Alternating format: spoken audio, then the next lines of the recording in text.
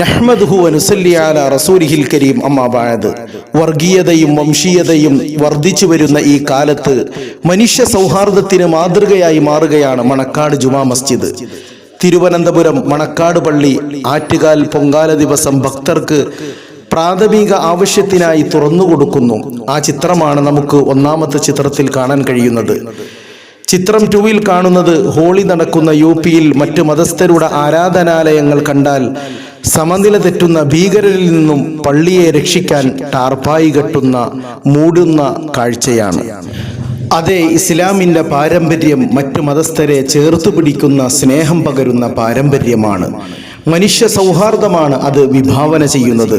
ലക്കും ദീനുക്കും വലിയ ദീൻ. നിങ്ങൾക്ക് നിങ്ങളുടെ ആദർശം, എനിക്ക് എൻ്റെ ആദർശം.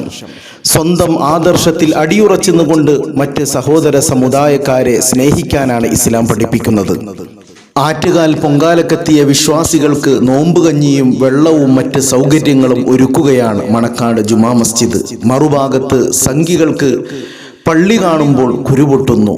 റബ്ബ് സുബ്ഹാനഹു വ തആല ആ മസ്ജിദിന്റെ അണിയറ പ്രവർത്തകർക്ക് അർഹമായ പ്രതിഫലം നസീബാക്കുമാറാകട്ടെ. വർഗീയതക്കെതിരെ എന്നും പോരാടാൻ റബ്ബ് സുബ്ഹാനഹു വ തആല നമ്മുടെ കരങ്ങൾക്ക് ശക്തി പകരുമാറാകട്ടെ. അല്ലാഹുമ്മ അഇസ്സൽ ഇസ്ലാമ വൽ മുസ്ലിമീൻ. ആമീൻ ബിറഹ്മതിക യാ അർഹമർ റഹീമീൻ. സല്ലല്ലാഹു അലാ മുഹമ്മദ് സല്ലല്ലാഹു